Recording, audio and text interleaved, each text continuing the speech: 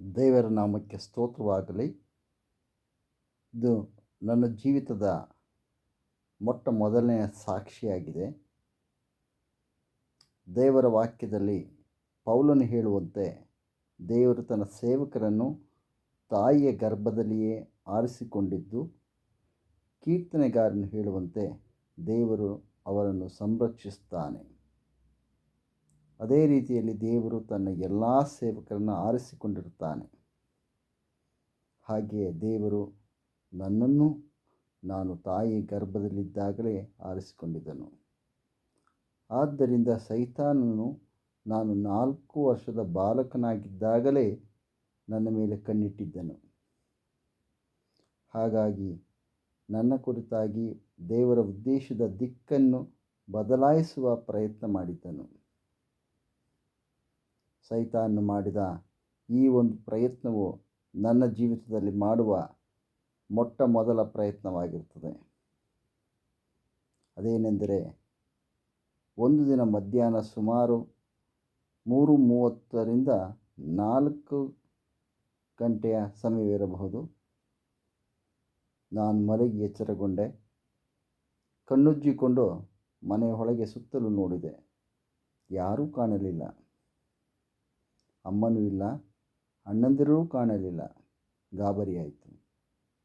ಯಾರೂ ಕಾಣುತ್ತಿಲ್ಲವಲ್ಲವ, ಯಾಕೆ ಎಂದುಕೊಳ್ಳುತ್ತಾ ತಡಬಡನೆ ಎದ್ದು ಕುಳಿತೆ. ಅಮ್ಮ ಅಮ್ಮ ಎಂದು ಕೂಗುತ್ತಾ ಮನೆಯ ಎಲ್ಲ ಕೋಣೆಗಳಲ್ಲಿ ಹುಡುಕಿ ಬಾಗಿಲ ಬಳಿ ಬಂದೆ. ಬಾಗಿಲನ್ನು ಚಿಲಕ ಹಾಕದೆ ಸುಮ್ಮನೆ ತಳ್ಳಲಾಗಿತ್ತು. ಬಾಗಿಲನ್ನು ತೆರೆದು ಹೊರಬಂದು ನೋಡಿದರೆ ಮನೆಯ ಮುಂದೆಯೂ ಯಾರೂ ಇರಲಿಲ್ಲ. ಅಕ್ಕಪಕ್ಕದ ಮನೆಯವರು ಯಾರಾದರೂ ಇದ್ದಾರೇನೋ ಎಂದು ನೋಡಿದರೆ ಒಬ್ಬರೂ ಕಂಡಂತೆ ಆಗಲಿಲ್ಲ. ನನಗಿನ್ನೂ ಗಾಬರಿಯಾಗಿ ಅಳಲಾರಂಭಿಸಿದೆ. ಹತ್ತು ಸಾಕಾಗಿ ಏನು ಮಾಡಬೇಕೆಂದು ತಿಳಿಯದೆ ಅಲ್ಲಿಯೇ ಕುಸಿದು ಕುಳಿತೆ. ಮೌನವಾಗಿ ಯೋಚಿಸಲಾರಂಭಿಸಿದೆ. ನನಗಾಗ ಬರೀ 4 ವರ್ಷ ವಯಸ್ಸು. ಗಂಭೀರವಾಗಿ ಯೋಚಿಸಲು ಸಾಧ್ಯವಾಗದ ವಯಸ್ಸು. ನನಗೆ ದಿಕ್ಕು ತೋಚದಂತಾಯಿತು. ಕೊನೆಗೆ ಅಕ್ಕನ ನೆನಪಾಯಿತು. ಅಕ್ಕನ ಬಳಿಗೆ ಹೋಗಲು ನಿರ್ಧರಿಸಿದೆ. ಆದರೆ ಅಕ್ಕನು ಓದುತ್ತಿದ್ದ ಶಾಲೆ ದೂರವಿತ್ತು. ಹಾಗಾದರೆ ಅಕ್ಕನ ಬಳಿಗೆ ಹೋಗುವುದಾದರೂ ಹೇಗೆ ಎಂದು ಯೋಚಿಸತೊಡಗಿದೆ. ಆಗ ನಮ್ಮ ಮನೆಯು ಹುಣಸೂರಿನ ಟೌನ್ ಹಾಲ್ನ ಪಕ್ಕದಲ್ಲಿದ್ದ ಸ್ಟೋರ್ ಬೀದಿಯಲ್ಲಿತ್ತು. ಅಲ್ಲಿಂದ ಮೇನ್ ರೋಡಿಗೆ ಬಂದು ಹಳೆಯ ತಾಲೂಕು ಕಚೇರಿಯ ಬಳಿಯಲ್ಲಿದ್ದ ಅಕ್ಕನ ಶಾಲೆಗೆ ಹೋಗಬೇಕಾಗಿತ್ತು. ಮನೆಯಿಂದ ಅಕ್ಕನ ಶಾಲೆಗೆ ಸುಮಾರು 1 ಕಿಲೋಮೀಟರ್ ದೂರವಿತ್ತು. ಆದರೂ ನನಗೆ ಅಕ್ಕನ ಶಾಲೆಗೆ ಹೋಗುವ ದಾರಿ ಗೊತ್ತಿತ್ತು. ಹೇಗೆಂದರೆ, ಅಮ್ಮ ಶಿಶು ವಿಹಾರಕ್ಕೆ ಹೋಗೆಂದರೆ ಹೋಗದೆ ನಾನು ಅಕ್ಕನ ಶಾಲೆಗೆ ಹೋಗುವೆನೆಂದು ಹಠ ಹಿಡಿದು ಅಮ್ಮನನ್ನು ಕರೆದುಕೊಂಡು ಅಕ್ಕನ ಶಾಲೆಗೆ ಹೋಗಿದ್ದೆ. ಹಾಗಾಗಿ ಅಕ್ಕನ ಶಾಲೆಗೆ ಹೋಗುವ ದಾರಿ ಅಲ್ಪ ಸ್ವಲ್ಪ ತಿಳಿದಿತ್ತು. ಆದ್ದರಿಂದ ಅಕ್ಕನ ಶಾಲೆಗೆ ಹೋಗುವುದೆಂದು ನಿರ್ಧರಿಸಿ ಮನೆಯಿಂದ ಹೊರಟೆ. ಸ್ಟೋರ್ ಬೀದಿಯಲ್ಲಿದ್ದ ಅಕ್ಕಪಕ್ಕದ ಮನೆಗಳನ್ನು ನೋಡುತ್ತಾ ಅಲ್ಲಿ ಅಮ್ಮ ಏನಾದರೂ ಇರಬಹುದು ಎಂದು ಕಣ್ಣಾಡಿಸುತ್ತಾ ಆ ಬೀದಿಯನ್ನು ದಾಟಿ ಟೊಬ್ಯಾಕೊ ಕಂಪನಿ ಇದ್ದ ಮುಖ್ಯ ರಸ್ತೆಗೆ ಬಂದೆ. ಮುಖ್ಯ ರಸ್ತೆಯಲ್ಲಿ ಸುಮಾರು ವಾಹನಗಳು ಓಡಾಡುತ್ತಿದ್ದವು. ಸ್ವಲ್ಪ ಭಯದಿಂದಲೇ ಸುಮಾರು 1 ಫರ್ಲಾಂಗ್ ನಡೆದು ದಾರಿ ಕ್ರಮಿಸಿ ಪೊಲೀಸ್ ಸ್ಟೇಷನ್ ಹಿಂಭಾಗದ ರಸ್ತೆಗೆ ಬಂದೆ. ಅಷ್ಟರಲ್ಲಿ ಕಪ್ಪು ಕಾರೊಂದು ಧುತ್ತೆಂದು ನನ್ನ ಎದುರಿಗೆ ಬಂದು ನಿಂತಿತು. ನಾನು ಭಯಭೀತನಾದೆ. ಅದರಿಂದ 2 ದೊಡೂತಿ ದೇಹದ ಕಪ್ಪು ಕನ್ನಡಕಧಾರಿಗಳು ಕೆಳಗಿಳಿದರು. ಅವರಲ್ಲಿ ಒಬ್ಬನು ನನ್ನ ಬಳಿಗೆ ಬಂದು ನನ್ನನ್ನು ಎಲ್ಲಿಗೆ ಹೋಗುತ್ತಿದ್ದೀಯಾ ಎಂದು ಕೇಳಿದನು. ಅದಕ್ಕೆ ನಾನು ಏನನ್ನೂ ಉತ್ತರಿಸಲಿಲ್ಲ. ಮೊದಲೇ ಅವರನ್ನು ನೋಡಿ ತುಂಬ ಭಯಪಟ್ಟುಕೊಂಡಿದ್ದೆ. ಅವನು ನನ್ನ ಹೆಗಲ ಮೇಲೆ ತನ್ನ ಕೈಯಿಟ್ಟು ಪುನಃ ನನ್ನನ್ನು ಎಲ್ಲಿಗೆ ಹೋಗುತ್ತಿದ್ದೀಯಾ ಎಂದು ಕೇಳಿದನು. ನಾನು ಇನ್ನೂ ಭಯದಿಂದ ಅಳಲಾರಂಭಿಸಿದೆ. ಆಗ ಆ ವ್ಯಕ್ತಿಯು ನನ್ನ ತಲೆ ಸವರಿ, ನಾನು ನಿನಗೆ ಏನೂ ಮಾಡುವುದಿಲ್ಲ ಎಂದು ಹೇಳಿ ತನ್ನ ಜೇಬಿನಿಂದ ಕೈ ತುಂಬ ಚಾಕೊಲೇಟನ್ನು ತೆಗೆದುಕೊಟ್ಟನು. ಆದರೆ ನಾನು ಅವನಿಂದ ಚಾಕೊಲೇಟನ್ನು ತೆಗೆದುಕೊಳ್ಳಲಿಲ್ಲ. ಆಗ ಅವನು ಮತ್ತೊಮ್ಮೆ ನನ್ನ ತಲೆ ಸವರಿ ನನ್ನ ಜೇಬಿಗೆ ಮತ್ತೆರಡು ಚಾಕೊಲೇಟುಗಳನ್ನು ನನ್ನ ಕೈಗಳಲ್ಲೂ ಇಟ್ಟನು. ಆಗ ನನಗೆ ಸ್ವಲ್ಪ ಭಯ ಕಡಿಮೆಯಾಯಿತು. ಆಗ ಅವನು ನನ್ನನ್ನು ಎಲ್ಲಿಗೆ ಹೋಗುತ್ತಿದ್ದೀಯಾ ಎಂದು ಹೇಳಿದನು. ಅದಕ್ಕೆ ನಾನು ಅಕ್ಕನ ಬಳಿಗೆ ಹೋಗುತ್ತಿದ್ದೇನೆ ಎಂದೆ. ಅದಕ್ಕೆ ಮತ್ತೊಬ್ಬನು, ನಾವು ಅಲ್ಲಿಗೆ ಹೋಗುತ್ತೇವೆ, ನಿನ್ನನ್ನು ಕರೆದುಕೊಂಡು ಹೋಗ್ತೇವೆ, ನಮ್ಮೊಂದಿಗೆ ಬಾ ಎಂದು ಹೇಳಿದನು. ಅವನ ಅಕ್ಕನ ಬಳಿಗೆ ಎಂದ ಕ್ಷಣ ನನಗೆ ಏನು ಹೇಳಬೇಕೆಂದು ತೋಚಲಿಲ್ಲ. ಆಗ ಅವನು ನನ್ನನ್ನು ಎತ್ತಿಕೊಂಡು ಕಾರಿನಲ್ಲಿ ಕುಳ್ಳಿರಿಸಿದನು. ಕಾರಿನಲ್ಲಿ ಮತ್ತೊಬ್ಬ ವ್ಯಕ್ತಿ ಇದ್ದನು. ಅವನು ಆ ಕಪ್ಪು ಕಾರಿನ ಡ್ರೈವರ್. ನನ್ನನ್ನು ಆ ಕನ್ನಡಕಧಾರಿಗಳು ತಮ್ಮ ಮಧ್ಯದಲ್ಲಿ ಕುಳ್ಳಿರಿಸಿಕೊಂಡರು. ಕಾರು ಅದೇ ದಾರಿಯಲ್ಲಿ ಸಾಗಿತು. ನಾನು ನನ್ನ ಜೇಬು ಮತ್ತು ನನ್ನ ಕೈಗಳಲ್ಲಿ ಇದ್ದ ಚಾಕೊಲೇಟ್ಗಳತ್ತ ನೋಡಿದೆ. ತಿನ್ನಬೇಕೆಂಬ ಆಸೆಯಾಯಿತು. ಆಗ ಪಕ್ಕದಲ್ಲಿ ಕುಳಿತಿದ್ದವನ ಒಬ್ಬ, ತಿನ್ನು ಎಂದ. ಆದರೆ ನಾನು ತಿನ್ನಲಿಲ್ಲ. ಅವನನ್ನೊಮ್ಮೆ ಚಾಕೊಲೇಟನ್ನೊಮ್ಮೆ ನೋಡಿ ಸುಮ್ಮನಾದೆ. ಕಾರು ಹಳೆಯ ತಾಲೂಕು ಕಚೇರಿ ಮುಂದೆ ಬರುತ್ತಿದ್ದಂತೆ ಅದರ ಮುಂದಿದ್ದ ಕೆಲವು ಟೀ ಅಂಗಡಿಗಳನ್ನು ಕಂಡ ಕಾರಿನ ಡ್ರೈವರ್ ತಾನು ಟೀ ಕುಡಿಯಬೇಕೆಂದು ಹೇಳಿದ. ಅದಕ್ಕೆ ಉಳಿದವರಿಬ್ಬರು, ಸರಿ ಹೋಗಿ ಬಾ ಎಂದರು. ಕಾರನ್ನು ಅಲ್ಲಿಯೇ ಒಂದು ಕಡೆ ಪಾರ್ಕ್ ಮಾಡಿ ಡ್ರೈವರ್ ಕಾರಿನಿಂದ ಕೆಳಗಿಳಿದನು. ಕಾರಿನಿಂದ ಕೆಳಗಿಳಿಯುತ್ತಲೇ ಉಳಿದಿಬ್ಬರೂ ಟೀ ಕುಡಿಯಲು ಕರೆದ. ಅದಕ್ಕವರು, ಇವನನ್ನೇನು ಮಾಡೋದು ಎಂದರು. ಅದಕ್ಕೆ ಡ್ರೈವರ್, ಅವನು ಒಳಗೆ ಇರಲಿ, ಕಾರನ್ನು ಲಾಕ್ ಮಾಡಿದ್ರಾಯಿತು ಎಂದನು. ಅದಕ್ಕೆ ಉಳಿದವರಿಬ್ಬರು ಒಪ್ಪಿ ಕಾರಿನಿಂದ ಕೆಳಗಿಳಿದು ಕಾರನ್ನು ಲಾಕ್ ಮಾಡಿದರು. ಅವರು ಕಾರಿನಿಂದ ಇಳಿಯುವಾಗ ನನ್ನನ್ನು ನನ್ನ ಕೈಲಿದ್ದ ಚಾಕೊಲೇಟನ್ನು ತಿನ್ನುವಂತೆ ಒತ್ತಾಯಿಸಿದರು. ಅದಕ್ಕೆ ನಾನು ತಿನ್ನುತ್ತೇನೆ ಎಂದೆ. ನನಗೆ ನನ್ನ ಅಕ್ಕನ ಬಳಿಗೆ ಹೋಗುವ ಆತುರ, ನನ್ನನ್ನು ಇನ್ನೂ ಅಕ್ಕನ ಹತ್ತಿರ ಕರೆದುಕೊಂಡು ಹೋಗಿಲ್ಲವಲ್ಲ ಎಂಬ ಬೇಸರ. ಅದಕ್ಕೆ ಚಾಕೊಲೇಟನ್ನು ಆಮೇಲೆ ತಿಂದಿರಾಯಿತು ಅಂತ ಸುಮ್ಮನಿದ್ದೆ. ಅವರೆಲ್ಲ ಟೀ ಕುಡಿಯಲು ಹೋದರು. ನಾನು ಕಾರಿನಲ್ಲಿಯೇ ಉಳಿದೆ. ಕಾರಿನ ಬಾಗಿಲು ಮುಚ್ಚಿತ್ತು.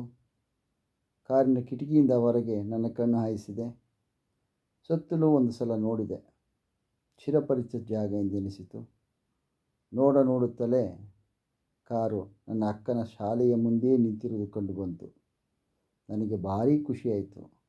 ಆಕಾಶವೇ ಕೈಗೆ ಎಟಕಿದಂತಾಯಿತು.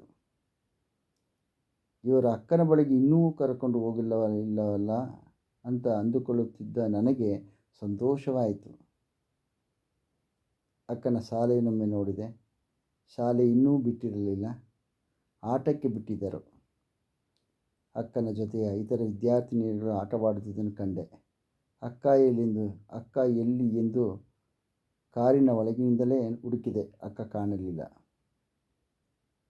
ಕಾರಿನ ಬಾಗಿಲನ್ನು ತೆರೆಯಲು ಪ್ರಯತ್ನಿಸಿದೆ, ಸಾಧ್ಯವಾಗಲಿಲ್ಲ. ಆಗ ಡ್ರೈವ್ ಲಾಕ್ ಮಾಡಿದ್ದು ನೆನಪಾಯಿತು.